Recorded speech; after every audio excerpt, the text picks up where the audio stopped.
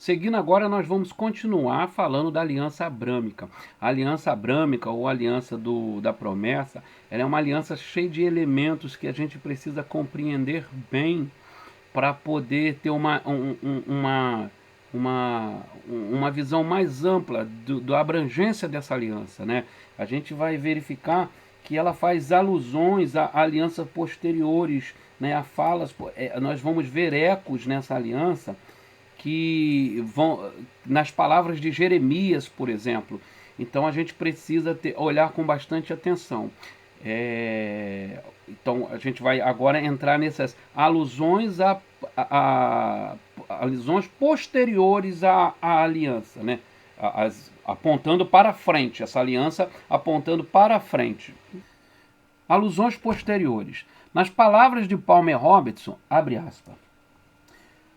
O compromisso de Deus para com Abraão, tal como foi representado na cerimônia de estabelecimento da aliança, continua a avolumar-se em significado ao longo da história da redenção.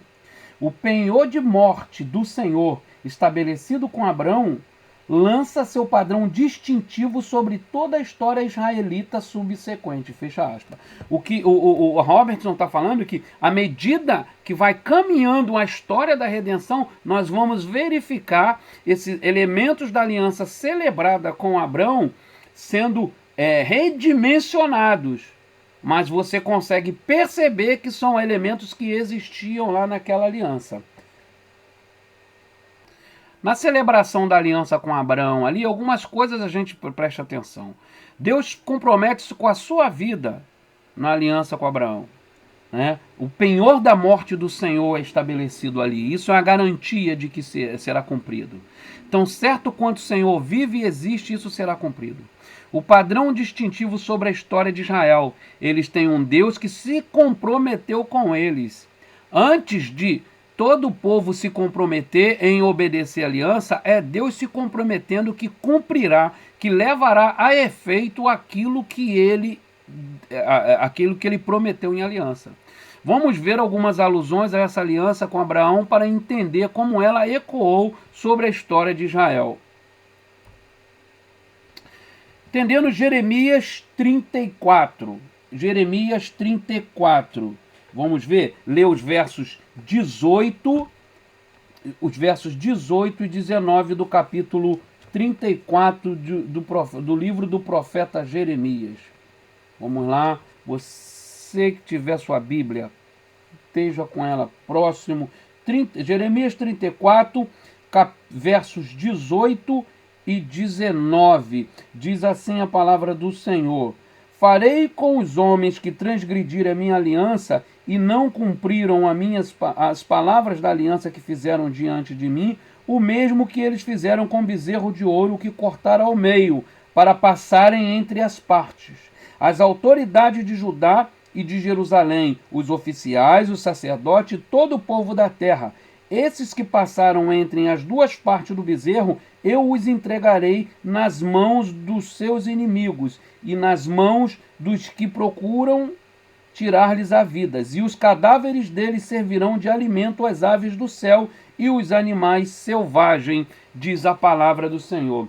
O contexto desse texto é, Jerusalém está sitiada pela Babilônia, Zedequias reúne o povo para uma renovação da aliança. O povo responde positivamente, obedecer a aliança e cumprir as ordens, que é a liberdade sabática dos escravos. Mas o povo muda de ideia e toma de volta os homens e mulheres que libertaram. Essa liberdade sabática está fazendo alusão ao ano do jubileu.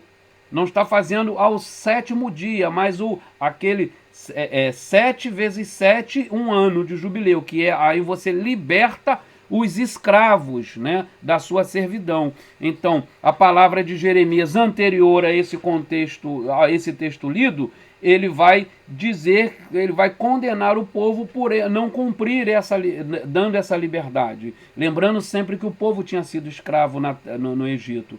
Aí o povo entra em aliança, diz que fará, diz que vai cumprir a ordem, liberta o povo, mas daqui a pouco eles mudam de ideia e trazem de volta ao povo. Então, em Jeremias, em Jeremias 34, nós temos um eco da mensagem de Gênesis. o passar entre as metades do bezerro, que está no texto que nós lemos, ele alude o passar entre as partes da carne, né? Da carne dos animais que foram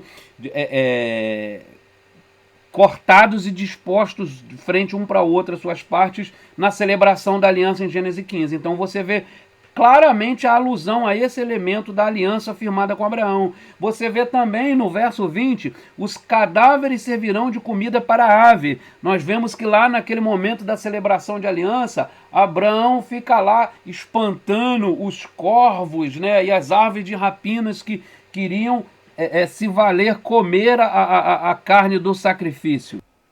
Em Jeremias 34, nós lembramos da cerimônia realizada para a renovação da aliança. Vossos príncipes, vossos sacerdotes, o próprio povo. O que fez o povo para renovar a aliança? Zedequias segue o padrão de Moisés. Assembleia, leitura da lei e resposta do povo. Nós vamos ver ao longo, né, da história da redenção, esse padrão de leitura da lei, reunião da Assembleia, leitura da lei e resposta do povo. É assim que a gente vê, por exemplo, em Josué 24, a renovação da aliança do povo, né? Ele convoca a Assembleia, há uma leitura e depois a resposta do povo. Esse padrão se repete durante, né, a história da monarquia de Israel. A gente vê os reis repetirem esse padrão. Então, mas o que o padrão de Moisés apontava? O próprio Abraão. A aspersão do sangue sobre o povo, Êxodo 24:8, substituía o literal passar entre os pedaços, mas o símbolo permanece, o penhor de morte. Quem não cumprir é passível de morte. Então, o que o Palmer Roberts vai dizer é que, apesar de, no caminhar da aliança, ser substituído o cortar em pedaços os animais, passar por entre eles pelo aspergir do sangue, mas o penhor, o significado de morte permanece. Que aquele que desobedece os termos da aliança, ele é passível de morte. As aves de rapina indicam o destino final do infrator da aliança, promessa de morte, o que nós vemos lá nos versos 20 de Jeremias 34. Ai do infrator que fez promessa de morte, a consciência do povo sobre os compromissos da aliança. Aí está aqui uma leitura recomendada, que ao ler isso daí nós vamos verificar que o povo tinha muito isso. Eles tinham, na mente deles, no imaginário deles, eles sabiam dessa pena de morte, né? Da necessidade do derramamento de sangue ao violar os termos da aliança. Agora, a relação do Novo Testamento e essa cerimônia de instituição da aliança com Abraão. O Novo Testamento interpreta a nova aliança em termos de libertação das maldições. Via de regra, essa é a interpretação comumente aceita. Que no Novo Testamento nós somos libertos da maldição da lei, como Paulo diz, estamos livres da maldição da lei. Vamos ler essa porção aí em Hebreus 9, do verso 15 até o verso 20, para a gente seguir aqui na nossa reflexão.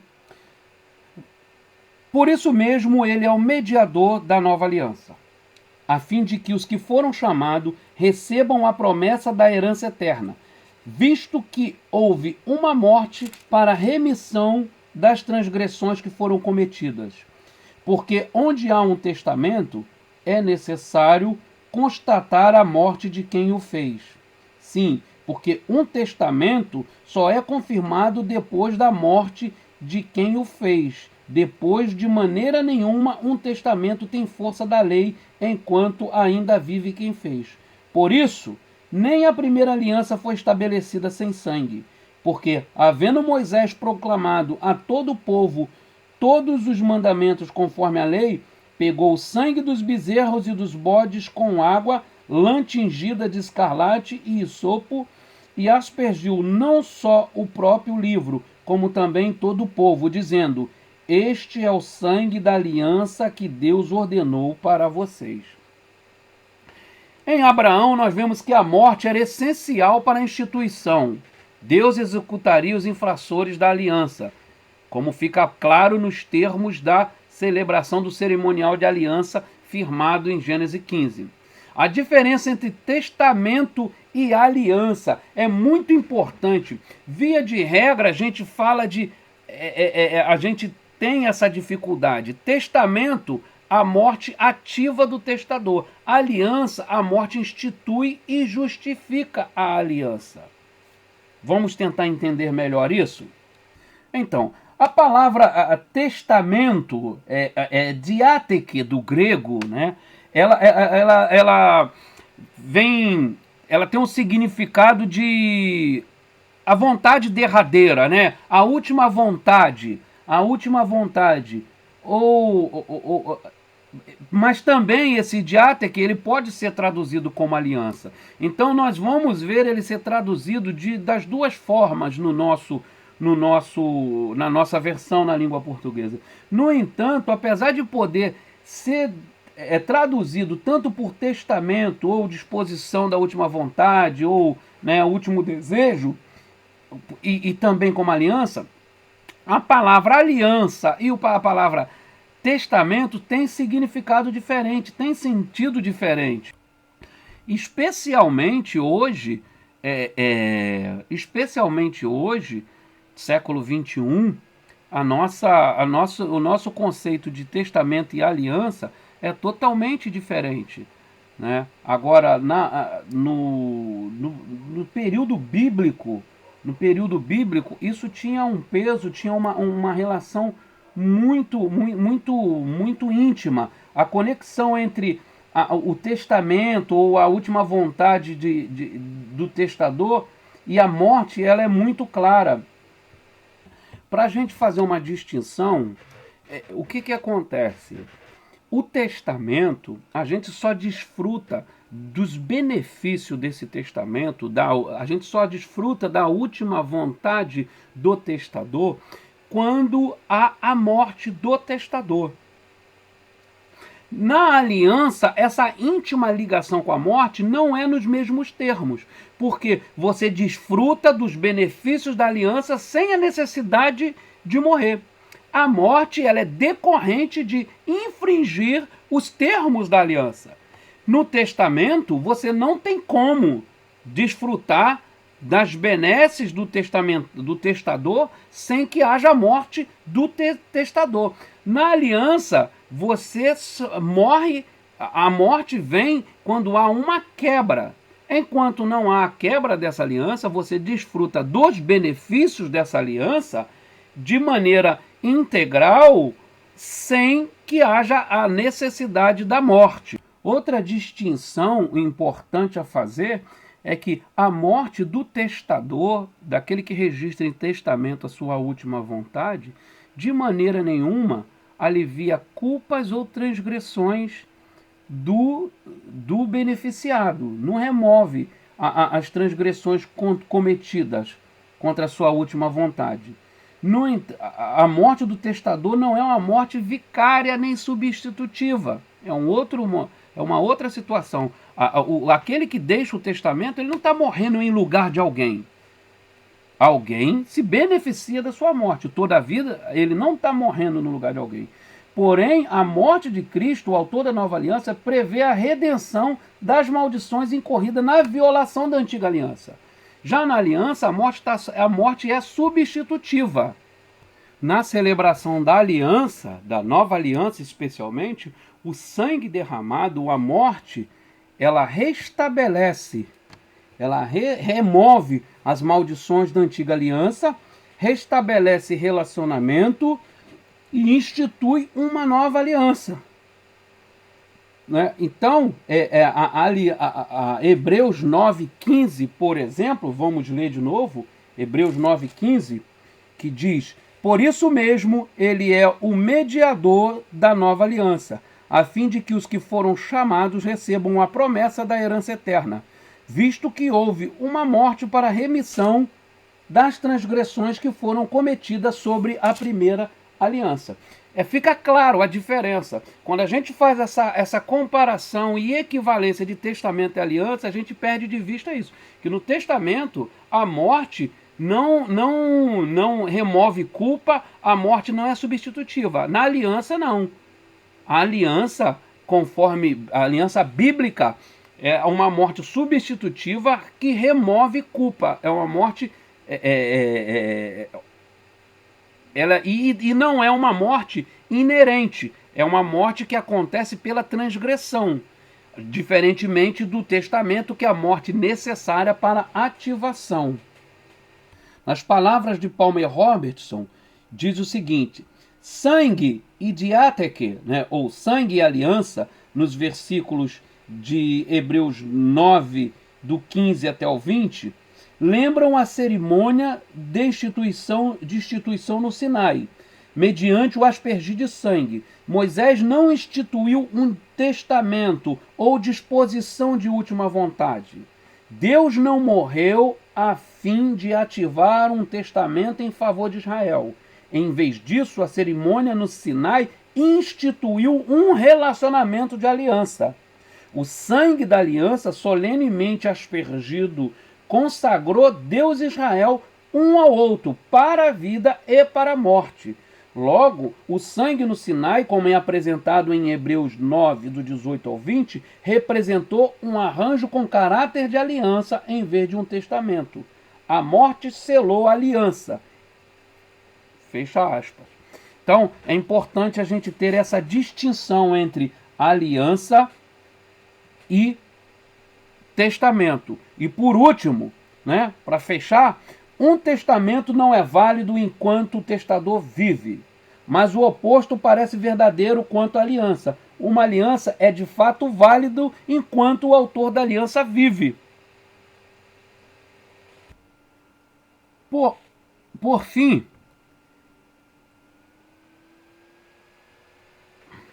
a morte deve ocorrer para a remissão das transgressões cometidas sobre a primeira aliança. A morte de Cristo provê a redenção das maldições incorridas em virtude da violação da antiga aliança. O seu sangue da aliança institui a nova aliança, enquanto que ao mesmo tempo remove as maldições da antiga, conforme a gente já falou. Ainda com base em Hebreus 9, do 15 ao 20, Cristo recebe sobre si as maldições da primeira aliança, a morte. Não se pode alcançar nenhuma remissão de culpa das transgressões sem o derramamento de sangue. Um outro aspecto aqui para a gente fechar: não podemos perder de vista o ponto principal, né, dessa passagem. As maldições incorridas nas transgressões da antiga aliança, elas caíram sobre Jesus. Né? É aquilo que eu falei lá no começo, quando a gente estava falando sobre Gênesis 15. Deus passa entre as partes cortadas, garantindo a sua parte, sendo o penhor da parte de Abraão, que ao haver as sucessivas transgressões, é executada a sentença da quebra da aliança em Cristo Jesus. A morte de Jesus, ela tem que ser entendida em termos da longa história de relacionamento de Deus e o seu povo. Então, sim, Deus em Cristo, ele morre para pagar a pena, né, da transgressão da aliança celebrada com Abraão. Que todo o que acontece entre a morte de Cristo e a celebração com Abraão, ou a gente pode até voltar lá atrás, mas vamos nos deter nesse intervalo, tudo que aconteceu ali está dentro da mesma aliança, do mesmo pacto, sujeito às mesmas condições. Abre aspas para Palmer Robertson. Por ter assumido todas as consequências do penhor da morte da aliança, aludindo ao pacto celebrado em Gênesis 15, Cristo liberta da maldição da aliança. Não se pode alcançar nenhuma remissão da culpa das transgressões sem o derramamento de sangue. Portanto, Cristo apresentou o seu corpo como vítima sacrificial da maldição da aliança, ou, fecha aspas, da maldição da quebra da aliança.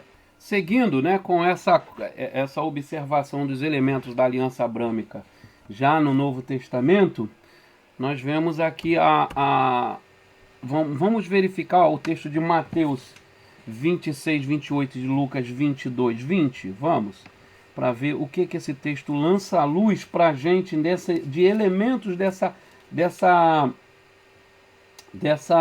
aliança abrâmica, Mateus 26, 28 está escrito assim: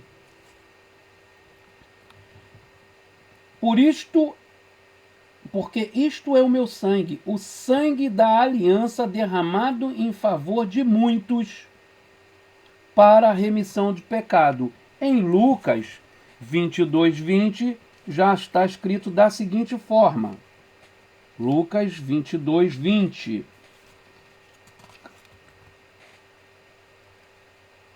Do mesmo modo, depois da ceia, pegou o cálice, dizendo: Este é o cálice da nova aliança no meu sangue, derramados por vocês. Então, em favor de muitos para perdão de pecado. O derramamento lembrado na linguagem sacrificial do Antigo Testamento e da vítima substituta. Então, isso é uma alusão muito clara desse derramamento de sangue. A morte de Jesus produz livramento da maldição da morte da aliança pela remoção das violações da antiga aliança. O sangue da nova aliança não apenas remove a maldição da antiga, mas também coloca na condição de nova aliança. Então, nós somos removidos, somos, como diz, justificados da transgressão da aliança, da antiga aliança, e entramos em aliança, na nova aliança selada pelo sangue de Cristo. Este é o sangue da nova aliança convosco. Né? É importante ter isso em mente. Nas palavras de Palmer Roberts, esse duplo significado do sangue de Cristo, né, que ele não apenas remove a maldição, mas também simultaneamente nos coloca numa condição abençoada de aliança. Esse duplo significado, abre aspas para a palavra do Robertson, esse duplo significado do sangue de Cristo ecoa o duplo papel das palavras de Deus a Adão na instituição original da aliança da redenção. A imposição das maldições da aliança da criação foi imediatamente unida ao anúncio das bênçãos da aliança da redenção. Ao mesmo tempo em que ambos, homem e mulher, experimentaram a morte, a maldição do pecado, eles receberam a promessa da bênção mediante a redenção. Fecha aspas. Então, ele faz uma alusão de que esse sangue da nova aliança, ele não só retorna até Abraão, onde é um pacto de sangue ali, né? Onde há o preço de sangue a ser pago pela quebra da aliança, mas ele remete ao pacto da criação no Éden, onde que naquele ato a maldição da serpente, maldição da terra, o juízo inferido sobre o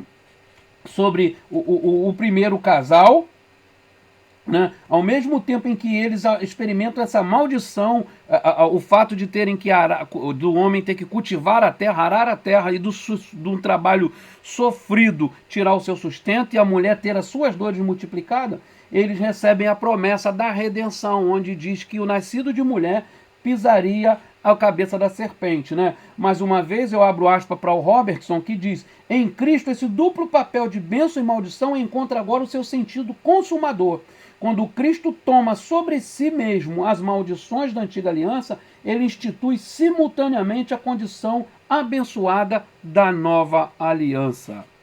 Concluindo, somente o próprio Deus passa pelos pedaços, né? Lembrando lá a celebração, o rito de celebração da aliança com Abrão. Somente o Senhor passa por entre os pedaços. Logo, ele garante a sua parte e é fiador da parte de Abraão, né? Que com a quebra dos termos da aliança, o Senhor cumpre o prometido, que é derramado o sangue em favor da parte que quebrou a aliança. Então, Cristo é o único que passa. Deus assume para si a responsabilidade de ver que será cumprida cada parte da promessa. Então, ele garante os dois lados.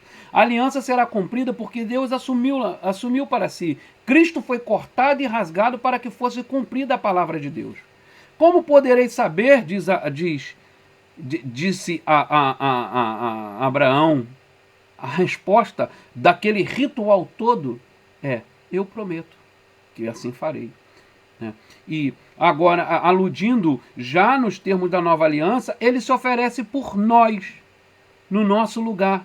Ele é a oferta Ele é o Cordeiro do sacrifício que tira o pecado do mundo e o nosso pecado. Ele não só nos livra da responsabilidade, da maldição da quebra, mas nos inclui numa nova condição abençoada, porque o seu corpo é oferecido por vós, como está escrito, isto é meu corpo, comei, este é meu sangue, bebei dele todos.